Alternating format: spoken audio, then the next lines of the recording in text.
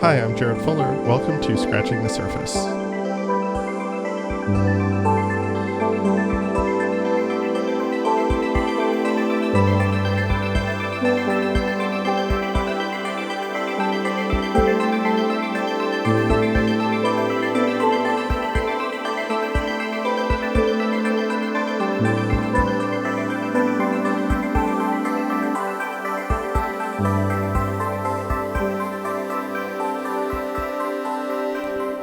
My guest today is Giovanna Borasi. Since 2020, Giovanna has been the director of the Canadian Centre for Architecture. She joined the CCA in 2005, previously serving in the roles of curator of contemporary architecture and then chief curator. The Canadian Centre for Architecture is a research institution and museum founded in 1979 by the architect and activist Phyllis Lambert. And for nearly 50 years, they have staged exhibitions, produced publications, hosted events, and house a collection for research.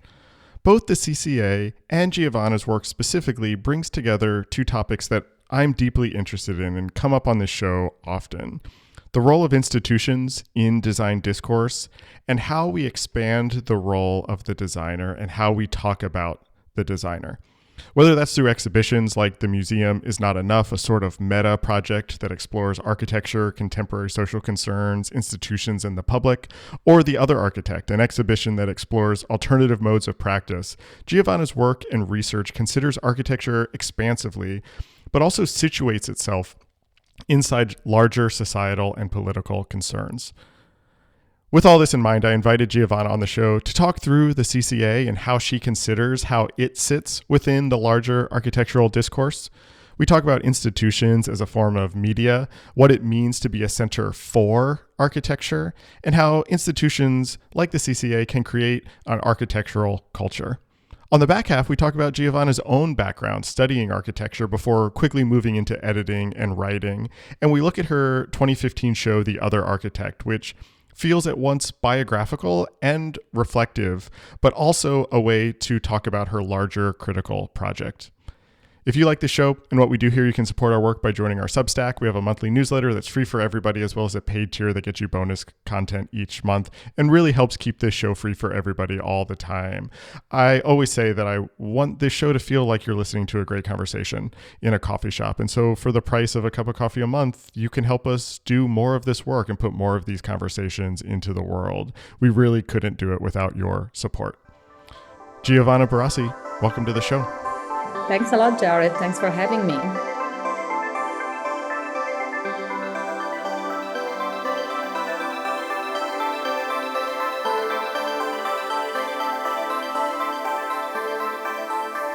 I want to talk about the CCA and I want to talk about its history and a lot of the things you're doing, but I actually want to start in a kind of weird place, if that's all right with you. I want to start with a specific piece from the CCA collection. It's an index card from the architect and artist Gordon Matta Clark.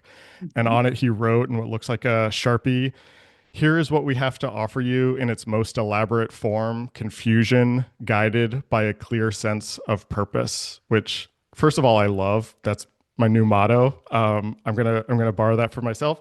But I've heard you use this card as a way to talk about the CCA, to talk about how you think about what you are doing. Can you tell me what these words mean to you and why this feels like such a apt description of what the CCA is trying to do? Sure. This is a fantastic card by Mata Clark, among many others. I have to say, his archives with the other ones are really like it's like an amazing place where you could always find answer to your question in a way, or if not answer, at least a kind of direction of like how to look at things.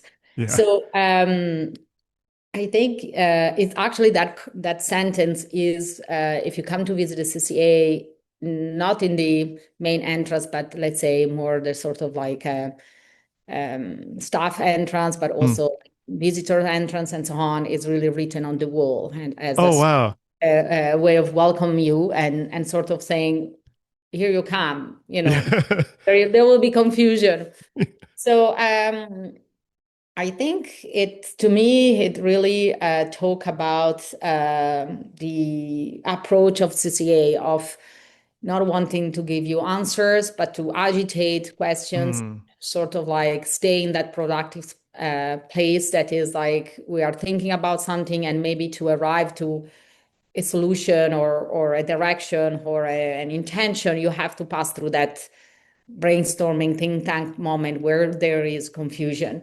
Maybe, in a way, Martha Clark was an architect, and I think a lot of us are architect or designers. So we see the process as also a design moment. mm-hmm, So this idea that you're not scared of the confusion, because confusion mm-hmm. is a creative moment where Yeah. are all possibility are open still, and that's the magic of design, where these things are open to you, and you can then imagine of like you might don't even want to get out for that confusion, because it's like it's the moment Yeah. where Yeah.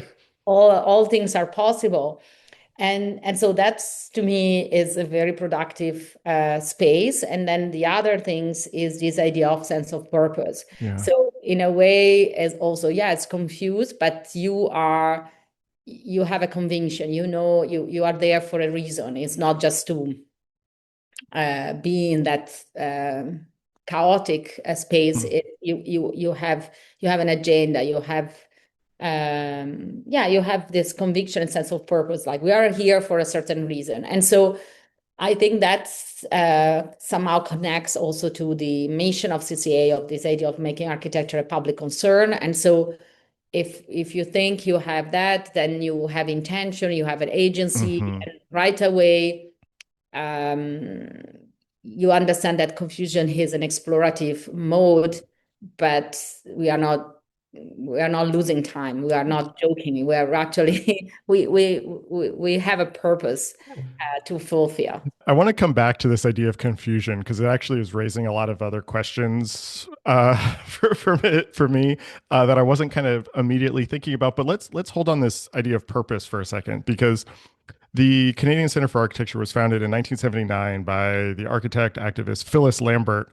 Tell me about her goals for the institution when she was founding it. Tell me a little bit about her sort of initial purpose, this idea of making architecture public. What was she trying to do in the late 70s? And then if I can layer another question kind of behind that, how do you think that connects to how does that kind of connect to what you're doing today, in a somewhat different context, in a different political, cultural, media environment? Tell me what she was trying to do. Tell me kind of how that relates to what you're doing now. Phyllis was really a visionary when she thought about this place, because there were not such places in that. Right. And I Right. still think CCA is exceptional in 50 Yeah. years after.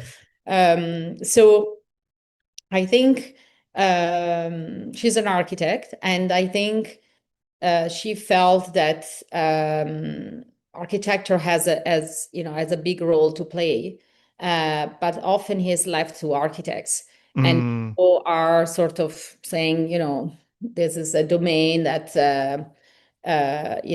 yeah, architects or other decision maker will be, and I kind of accept what this will mean. And I think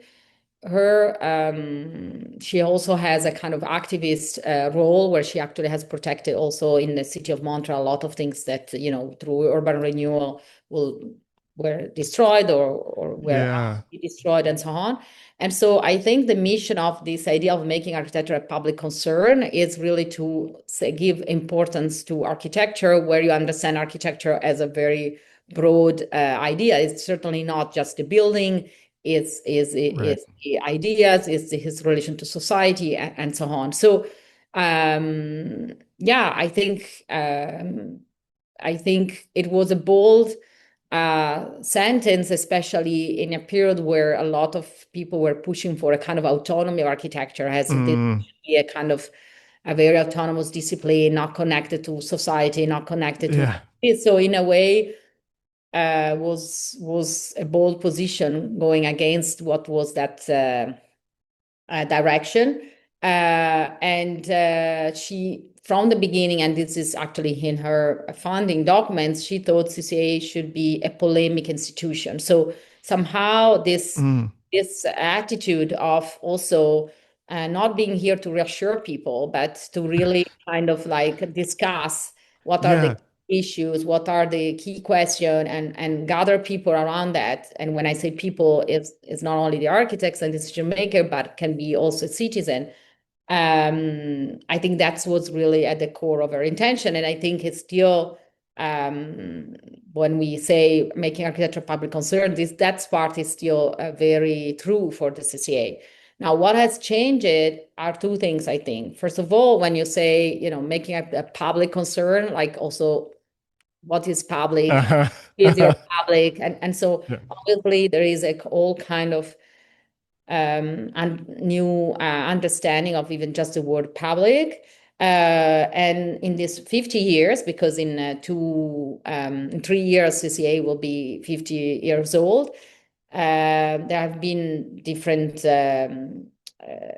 people in working at the CCA, different directors, different teams, and so on. So obviously, this making architecture a public concern has always been interpreted with a kind of different vision. Yeah. To me, and I will say it's not only me, it's the team I've been at CCA for 20 years. So there has been, a lot of evolution also in that. But to me, is is really to connect architecture to other issues that are Mm. larger than architecture and somehow see this issue through the lens of architecture. And this makes people understand, well, this really affect me. Like, Yeah. if a neighborhood is designed in a certain way or a house is designed in a certain way, I have a different place in society. So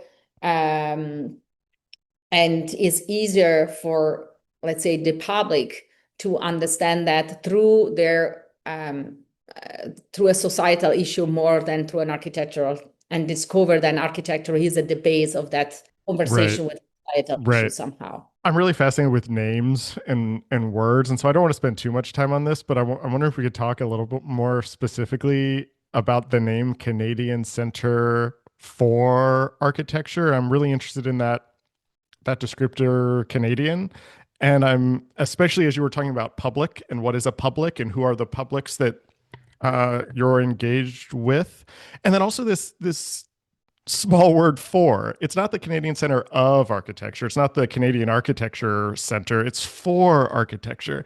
How do you interpret both of those words, or how do those words Canadian and for, how does that kind of shape your approach to the work that you're doing? Very good question, because the label Canadian, um, it's good. It's very good now in this moment, for example. So we're very proud of that, Yeah, but has also been tricky because, as you know, we are an international center for architecture. that's what I was thinking. Yeah. And so many people think we are a place for Canadian architecture. Right. And there have been a lot of, mismatch with people thinking, oh, but I'm coming here to see what architects are doing in Canada. And then they end up seeing completely different content. And even sometimes receiving pressure from the Canadian architects who would seeing like, Mm. why you are not, presenting my Oh, work. right, right. So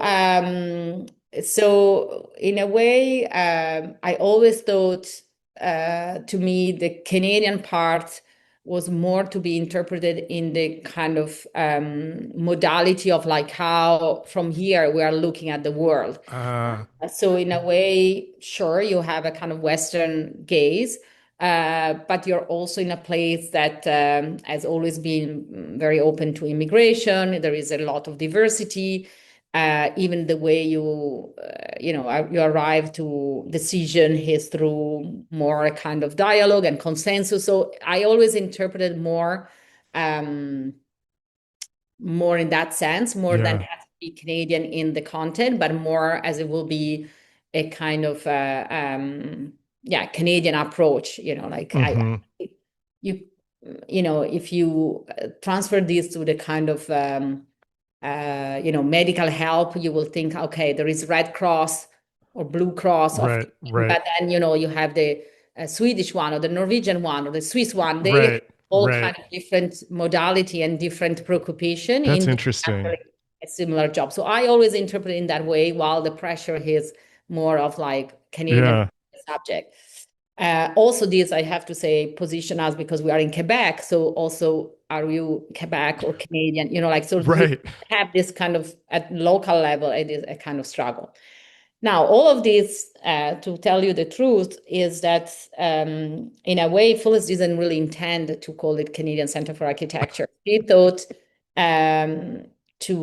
she wanted this to be a kind of international center Hmm. for architecture, and but everybody thought was not specific enough, and so she thought, okay, at that Uh, time she thought, okay, I take Canadian, so I nail it. We will be the Canadian, like it will be the MoMA, like. yeah. Yeah. So the other one, they have to go around and create something else. But with the current name, just to answer I always felt that it was very strong, this Canadian Center for Architecture, so not about architecture or on architecture, Hmm.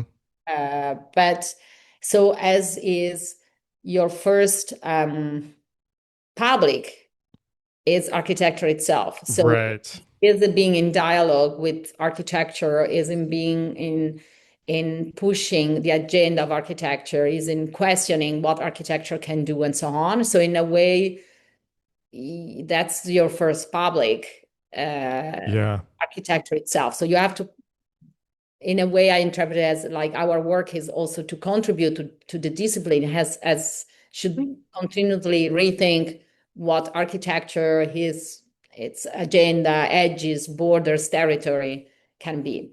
Yeah, I that makes a lot of sense to me, and I think the way you described and kind of defined the Canadian piece was my kind of reading of the name. Also, is that it was not about Canadian architecture, but this sense that it is rooted in a place and looking out. And I think the way you talk about the gaze makes a lot of sense. On the other hand, I do really like this idea of the culture of architecture, because what strikes me about so much of your programming, and maybe this speaks to the confusion that we were talking about earlier, is that it seems like core to the DNA is this sense of problematizing, itching, rubbing up against, pushing up against the boundaries of what makes architecture. What is architecture? How do we talk about it? What qualifies? What does? All of these sorts of questions, which are very much cultural questions. They're not just professional questions or disciplinary questions. I'm just looking at the current shows that are up right now. You have a show called How Modern: Biographies of Architecture in China, which was produced with the M Plus Museum in Hong Kong. You have a show about the Rhone Glacier in the Swiss Alps. Um, you have experimental documentary on seed saving and hide tanning initiatives. You have upcoming exhibitions. There's one on cities. There's one on Culture Lab called Interactive Entertainment Architecture. What ties these together? What are the curatorial intellectual concerns or interests or frameworks that are sort of driving your current programming that speaks to this mission about making it a public concern? There's obviously sustainability here, but I get the sense that there's a handful of questions that are guiding your programming. Can you talk about those, or is there a framework that you can kind of describe for me? Sure.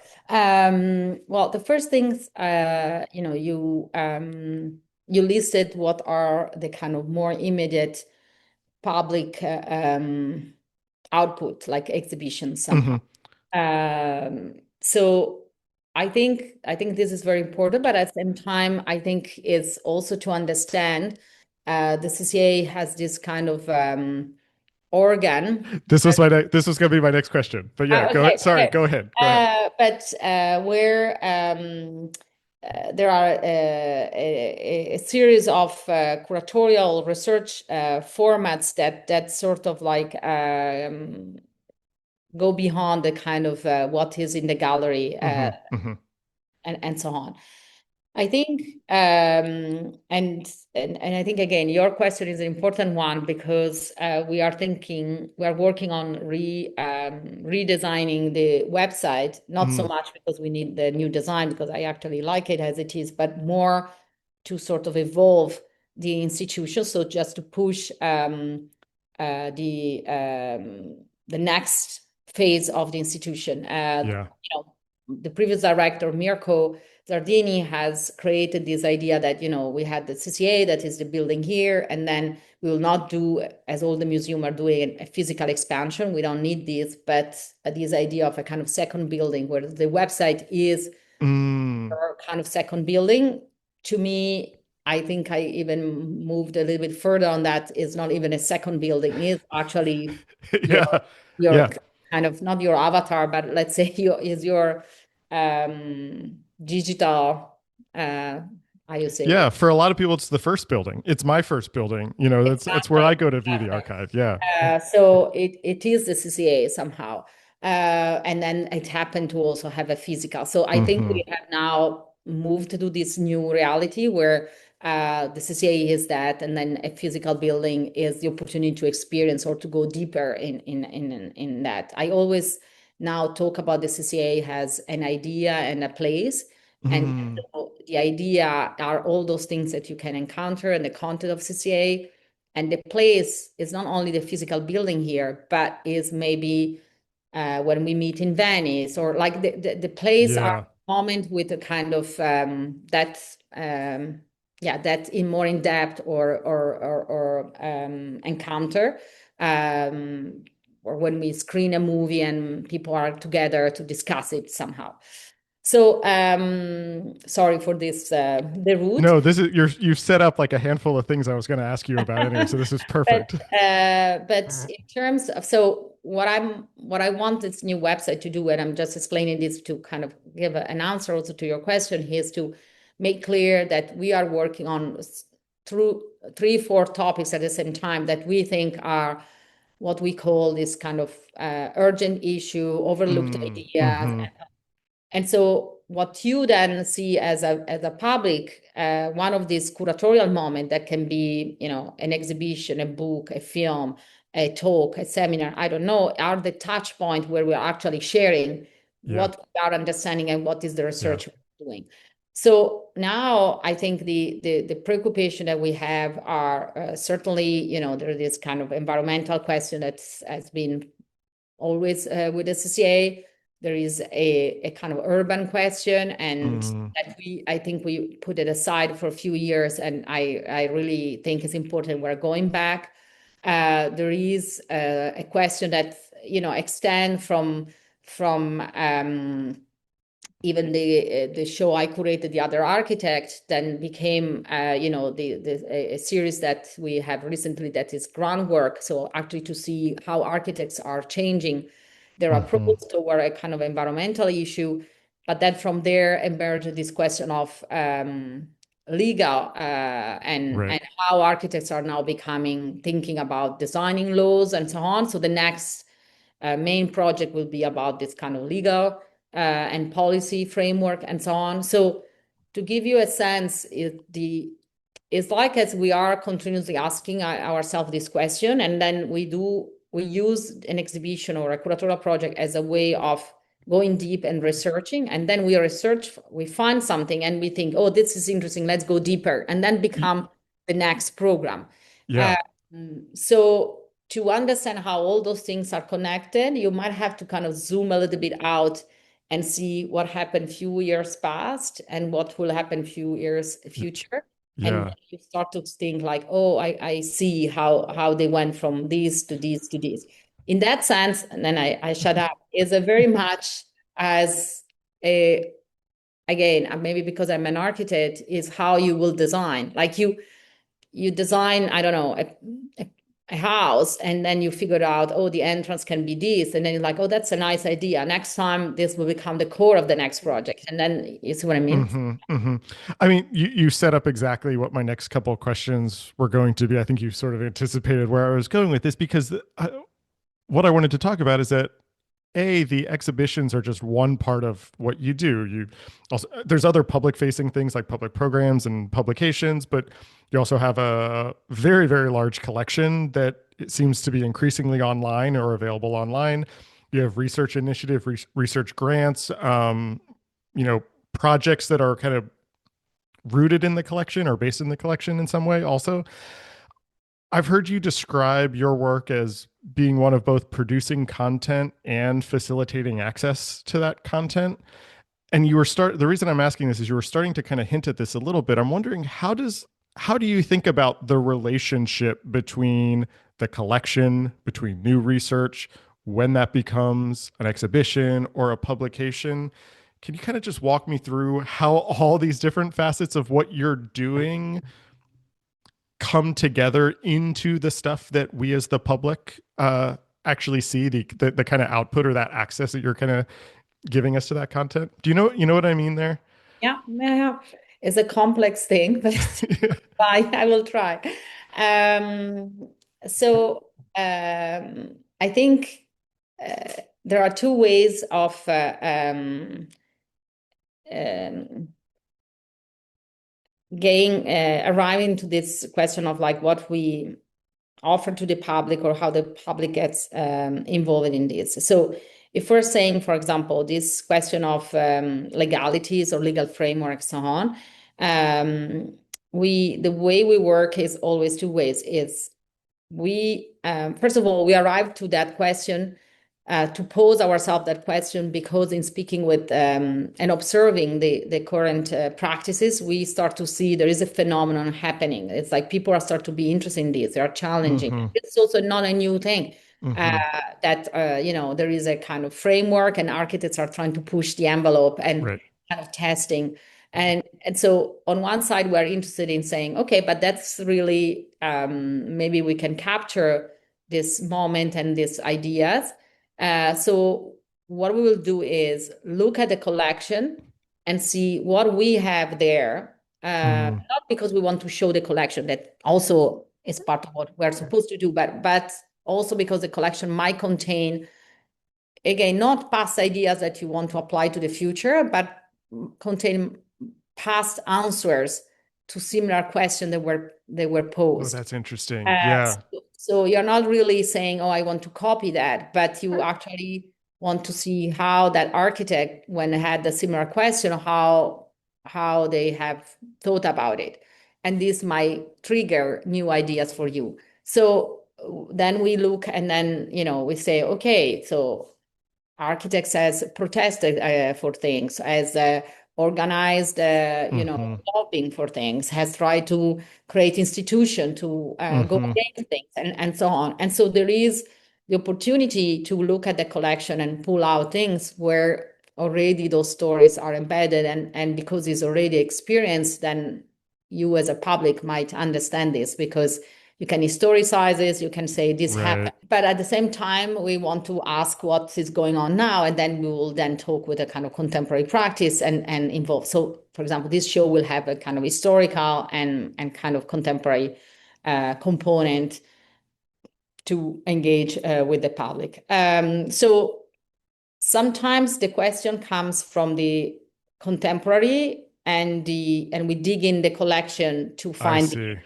Other times, it's the collection who is asking. It's asking, not the collection. It's not persona.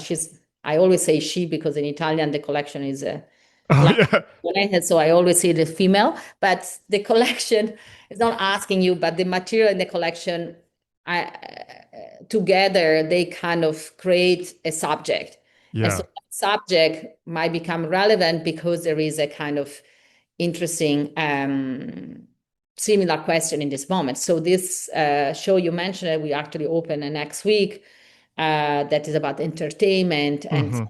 this is actually an archive that we acquired some years ago of an architect who was very active well, still very active, but in the 90s in Toronto, in the scene, where that moment where the kind of web was coming up, there was Mm-hmm. all this interesting kind of media and so on. Mm-hmm. He organized a kind of discussion in a back room of a theater or a nightclub, where those discussions, you will pay a ticket, you will get your, I don't know, your martini or your whiskey, and at the same time you will have, I don't know, Rem Koolhaas speaking with, I don't know, Vattimo and Yeah. an anthropologist, and they will discuss this. And so it's interesting for us to look at like the openness of that conversation, the natural interdisciplinarity that was at that time, but also the idea that all this was done in a kind of Yeah. ludic way, and so it's not that this is happening now in the same way, but you start to imagine that maybe there are other modalities. Again, there are kind of trying to kind of knitting all those different things at the Yeah. same time. Because it's making me think about something that you said earlier about the website being another building in some sense. And I'm thinking about the recent shows. You especially seem to have an interest in film and video, and have produced. You already mentioned to build law. You did that film series a couple years ago, Where We Grow Older, what it takes to make a home.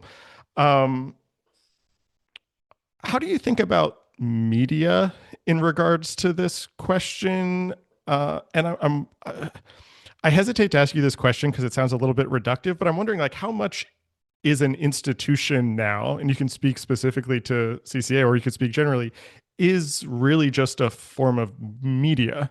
How much of it is about being there and how much of it is about kind of projecting out. I don't know. There's something interesting there to me, and I'm not totally sure how to frame the question. But I'm struck by this idea of using emerging media, of producing films, of being online, of being distributed in some way. Does that change how you do the work? Is this a new way of thinking about institution building? Can you walk me through maybe how you're thinking about that, or if any of that makes sense at all to you? It totally makes sense. I think there are still museum that thinks that they are a museum and they collect things and they are knowledgeable, and their role is to share that knowledge and educate Mm-hmm. and or entertain. This is Mm. really not what we are about, because of all the reason we said before. We are Yeah. here ask questions and maybe not really entertain you and maybe disappoint you. Uh, so um, so the question uh, is how we create a place for this conversation, this dialogue to happen. And that's what I think is like to being able to not be stuck in this idea that, okay, it has to be always an exhibition in Montreal and you have to come Mm. this, otherwise you don't really understand. So that's because our focus is not having many guests through the door. That's not our Oh, right. main thing. Right. But our hope or our aim is really to contribute to this conversation, contribute to discussion, and so on. So what are the tools that we need to put in place to actually facilitate that dialogue? And so film and documentary became a very, and this is really, many years before some years before the pandemic, because became a kind of flexible way for us to initiate those conversations. First Mm-hmm. of all, to be synchronic. I would say, one of the issue we have is like we do an exhibition, he's here, you're not coming to see it. The Mm-hmm. book will come out. The time you see it, it's in 1 year or 2 years. Meanwhile, we already are on other subject.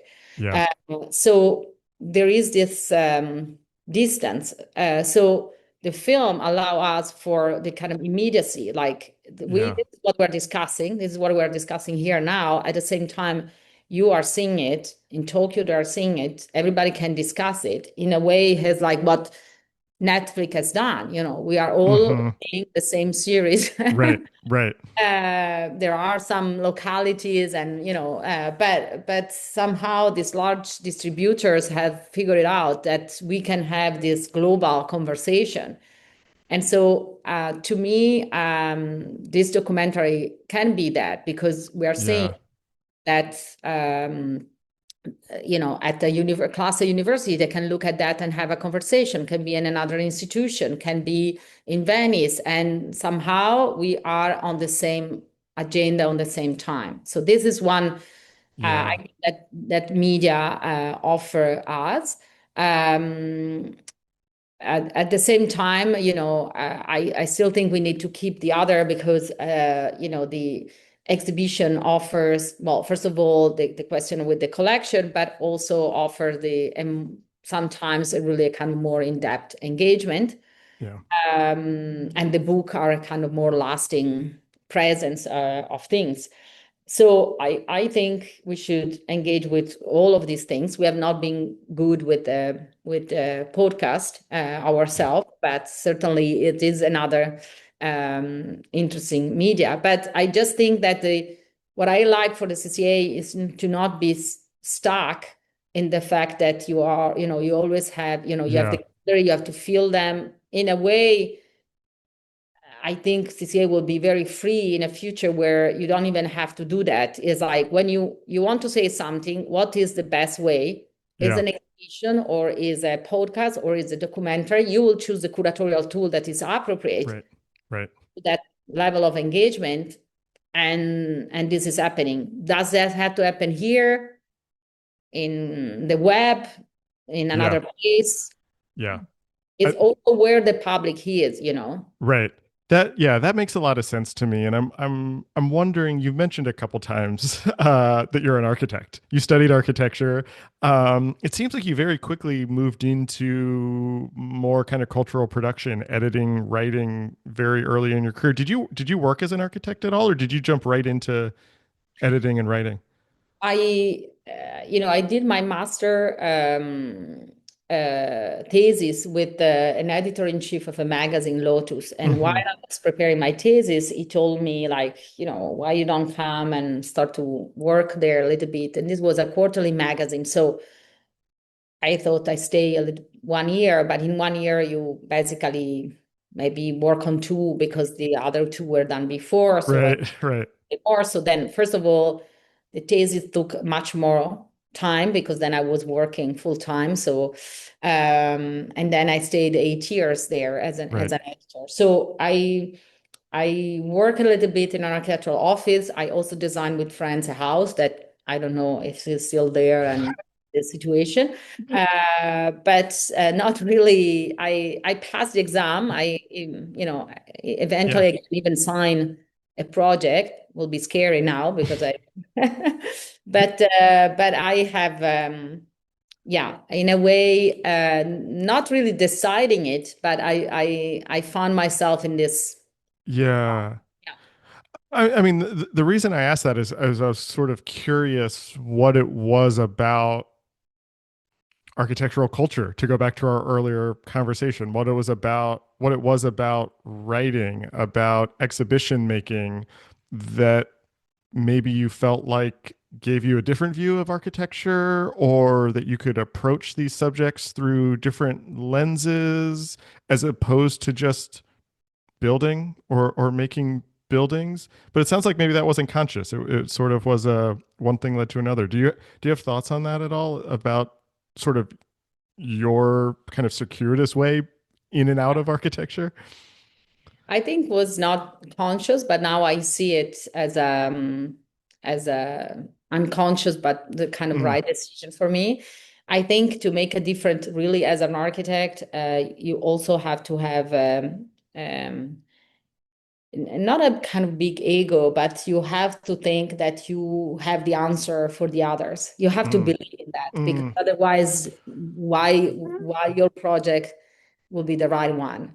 And maybe I found myself in a place where I'm more. I enjoy observing. I enjoy observing the ideals of the other. mm, I mm-hmm. enjoy creating opportunity for others to kind of convey. I found that really is much more the right path for me. I always say, I had the privilege from the first job I did, even in this magazine. I remember my peers will be in architectural office and struggling to kind of design a house, and I was like, but talking with all these intelligent people. And Yeah. I always said, I'm paid to be the best job, just to meet intelligent people, Yeah. Yeah. Yeah. I very much relate to that as somebody who does a podcast talking to really smart people like yourself, and then turning that back into teaching too. It's like I I feel that in my own career. The reason I asked you about that is because you already mentioned this show that you did almost 10 years ago now, The Other Architect, which is one that really meant a lot to me and still means a lot to me. Um, Before I ask you a specific question, can you describe the sort of the project of The Other Architect? What were you interested in exploring there, or what were you trying to uncover? So what I was interesting, and maybe was in a way, thinking it now a little bit like a biographic That's what I was thinking. Yeah. biographic reasons of like how you can be an architect without Yeah. designing yourself. And that's go back to your question about, this idea of culture of architecture. So the idea that, you know, um architecture is much more than just the building, and it's not even just the process of arriving to a building, but the idea that there is an architectural thinking, an architectural way of thinking, or a kind of I find it fascinating. The reason I think I went to architecture was that was not closing yourself in studying a discipline that will be, it's like it was opening up. And the generation before me in Italy, where there are so many people who study architecture who then end up to be, editor, designer, photographer, Mm-hmm. Mm-hmm. museum, that like it seems the things that instead of closing, or you will just decide for a job, then you will Yeah. you opening up, like so I felt the idea that studying that and being an architect is about opening up the conversation, opening up that space, was to me much more interesting than choosing a Y- career or a job or something. Yeah. Even if everybody will tell you like you will not find a job, but anyhow, so or really a kind Yeah. of, Well, it's well, more confusing to go back to that Matta yeah. Clark quote too. I think like if you're an architect who writes, or like in my case, a designer who podcasts, it's like, well, that how do you describe that? How do you define what that is? I Exactly. yeah. Exactly.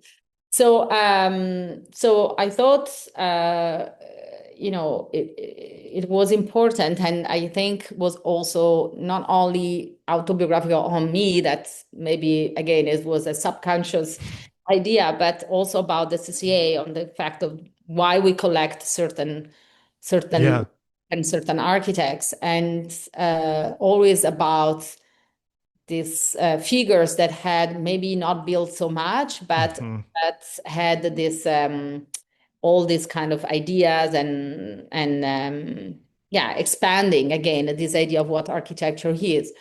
And I thought, in looking, so what the other architect was I selected in the collection and outside the collection, 20 practices that were using the practice, or inventing a new practice to really go beyond the kind of traditional architectural office. And and sometimes they invented this practice, or they invented tools, or they figure out ways to really expand the field of architecture, and expand the how architects can also contribution to Right. larger thing. So to me, And the fact, so that's like just for listeners, that's like something like AMO, like OMA's AMO, or forensic architecture. You include in that the Institute for Architecture and Urban Studies. All of those are sort of this other architect. exactly. So they all had an idea of use the architectural thinking to arrive to a different output that will not be a building, really. So I was very interested in that, and historically, so we had project by Seri Price to Right. the Institute of Urban Studies to more contemporary things as forensic architecture somehow. And so all the exhibition, also the CCA, they all have on one side this at least the one I have curated or I have helped curating, they also have this embedded agenda of kind of shaking a little bit the practice. And so this was to say, you are an architect and you're not doing architecture, or there is all other architectural territory that you can jump in and think, in a way Yeah. that's a Yeah. lesson of, RAM creating AMO, where saying, McKinsey is paid for all this research and Right. we just do it for nothing. So that's for him was a kind of value Mm, statement in a way, but it's also the idea that architects think problem in a certain way, and they see this as an opportunity or a kind of positive challenge, not as a, oh my God, we know we have to fix this. So yeah, so that was all that idea, and it was fun. Also going back to all those yeah. past days, or and trying to capture these different ideas in yeah, in this show and book. Yeah. Yeah, I mean, I realize it's awkward to talk about an exhibition that was 10 years ago, and I'll do my best to not spend our whole time talking about it. But I think I was struck by it as I was preparing for this conversation, how self-reflective it seemed that in a way you are also another architect. You don't really acknowledge that, but do you still see, and the CECA is sort of another architect also in the way you're talking about this kind of program to agitate or to push boundaries. That's exactly what the CCA is doing. Do you see your work today as architectural? Is leading the CCA? Is that an architectural project in some way? I think so. I really see it I constantly see it as a design question, Yeah. as a project in itself. The institution in itself, you can think it as a design question of, you can even see it as a plan. You say, okay, we have all these different programs, and you have the collection, you have the research, you have the exhibition. Let's say if I put budget here, what will happen there? If I stop producing there for 2 years, what will happen? So you can see this as a large architectural project in itself, and so designing the institution is part of I think the work that I and all my colleagues are doing at the same time. We are actually doing those Yeah. outputs. We Yeah. are designing, and so you can think. I always insist about you always have to have a kind of system thinking. The Hmm. organization has to live beyond you. So you can propose to say, okay, now every year I come dressed as a pink penguin, but how sustainable it is. It's like, this is just your personality. Can the institution do this every year? Or you see what Right. I mean? Like, so, or then thinking about an exception, that's fine too. It will be like, again, an architectural way is like a, a festive temporary thing. But then what this provoke, what is this what you gain from that temporality, like, again, it's really trying to think even the idea of the institution in kind of design Yeah. modes. What is what you build that stays, what you do and intentionally as a temporary thing. um, Again, as you will be an architect, where it's like, I have $1 million, do I try to build something that lasts, Right. or I do 100 inflatable things? You see what I mean? Yeah. People Yeah. react differently, you Yeah. engage different things. So I find it fascinating because you can really think this as design is everything. Yeah, I that this is a perfect way to lead into my last couple questions. So as we head to the end of this conversation, I actually want to read something from your introduction to the publication for The Other Architect. And this is going to be a sort of philosophical question, but then I'm going to ground it to wrap up. But in the intro, you write, observing the other architect moving away from the norm and inventing ways that architecture can construct a cultural agenda is also a way of asking how architecture can continue to be an intellectual field. It reminds us that architecture as a way of thinking does not lead only to architecture, and that despite its apparently intangible existence, this kind of architecture does not become less effective in spreading its intentions and conveying its ideas. In fact, the opposite is often true. You sort of said something very similar to that in your answer, but what's interesting to me about that in the context of this conversation is I think it's easy to think that by pushing up against the boundaries, by blurring the disciplinary lines, by being agitating or provocative, that somehow dilutes the core or dilutes what it becomes more confusing, to go back to the beginning of this conversation. And what's kind of interesting is that by crossing those boundaries, by playing with those borders, it actually kind of re-solidifies architecture as a discipline. And it's a discipline that's maybe more expansive than buildings, but it at least sort of gives it's a way to kind of think about the intellectualness of architecture. And I'm wondering how you think about the role of or the value in this kind of boundary pushing, this agitation, this blurring of what we think of when we think of architecture. What does that actually do for the discipline, or what value does that bring to all of this work? Very, very good question, Jared. I I think told you this is the no, biggest no, no. question. Yeah. Yeah.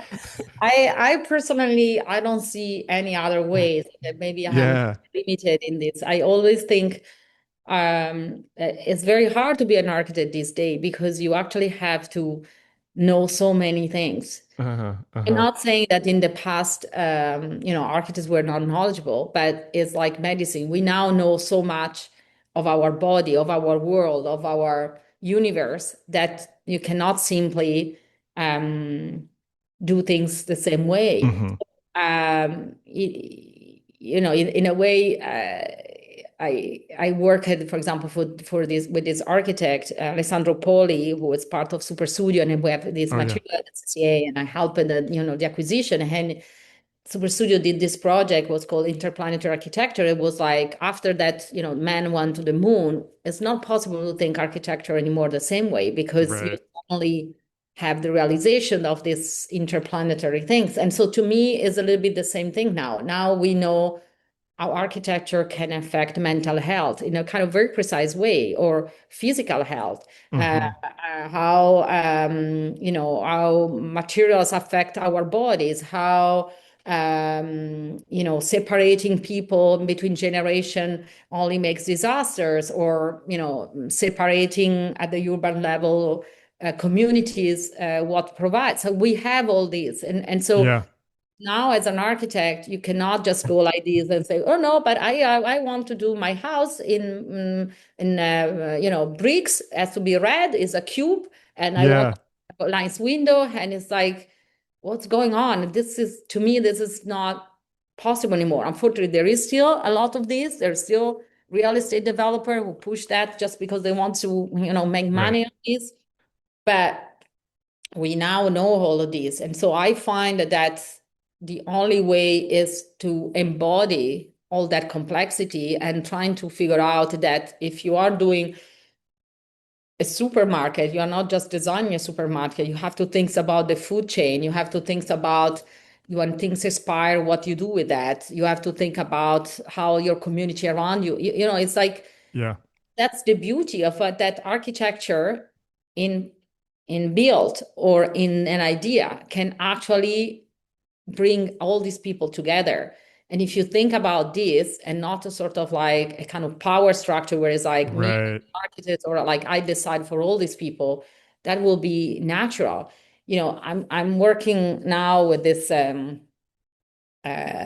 Portuguese architect Alvaro Siza on a show we are preparing, and he always says, he said, everyone talk about architecture because they can talk about themselves.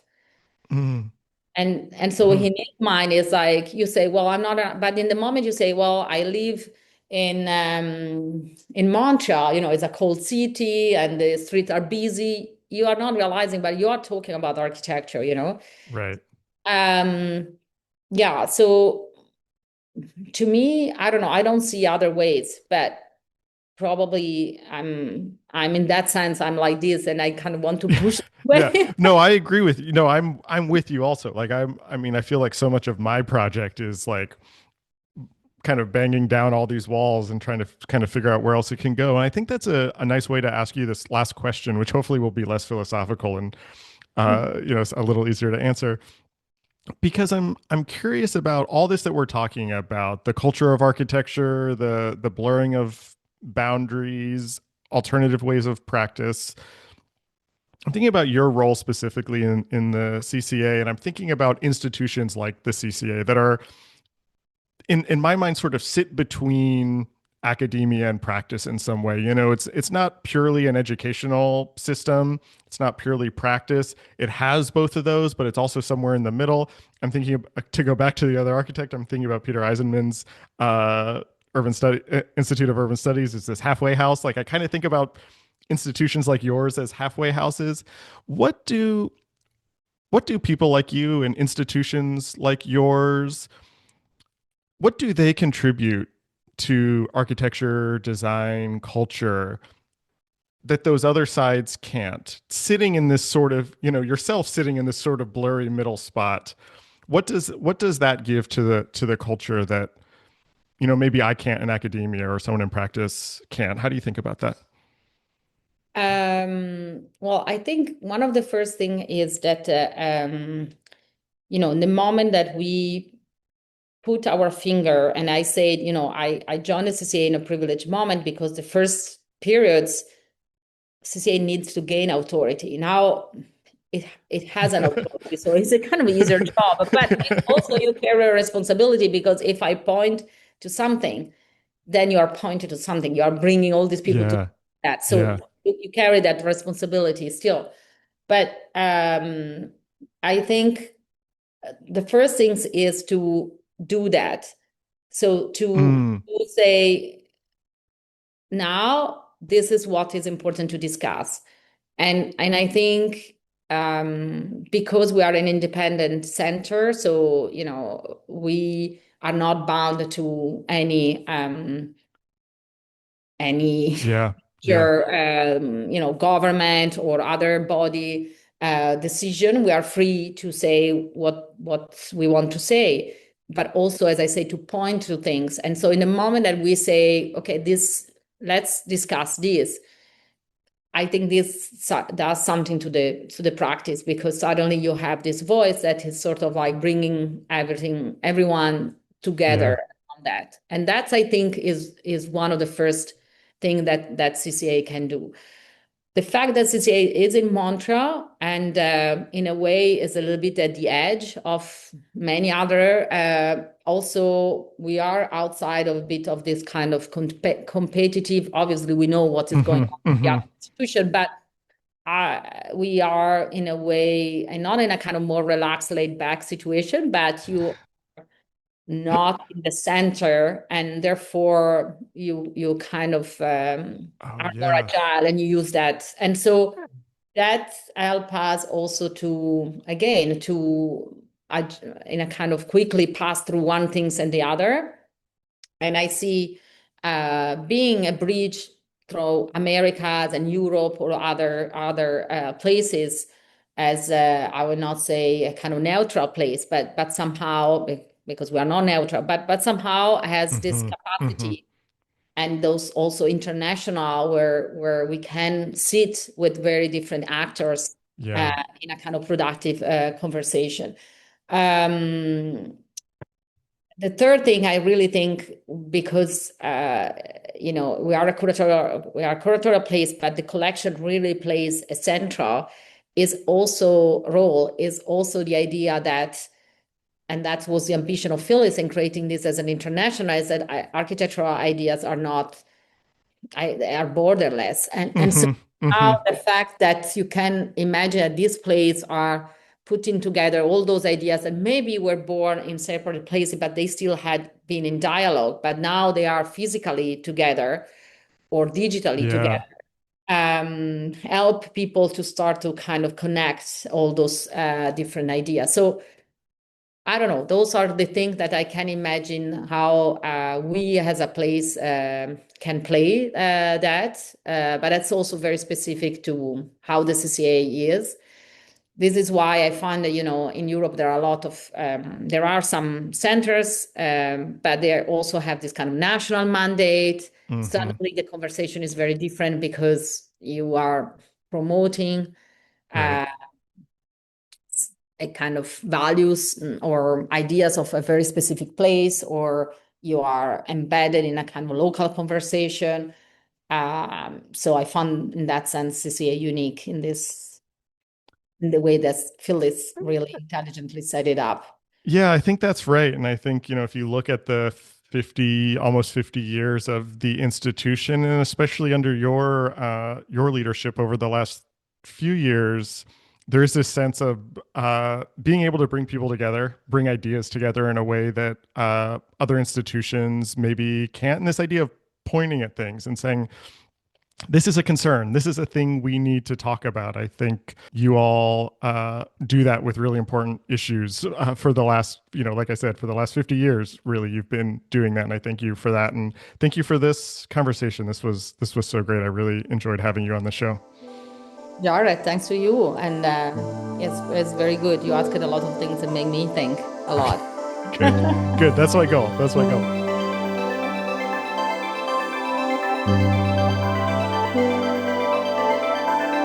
And that was my conversation with Giovanna Borasi. Our theme music is by Jeremiah Chu. The show is funded thanks to the generosity of listeners like you. If you like what we are doing, I hope you consider supporting us and get some bonus content each month. You can follow us across social media at Surface Podcasts. You can listen to all of our previous episodes wherever you get your podcasts and at our website, scratchingthesurface.fm. Thanks for listening.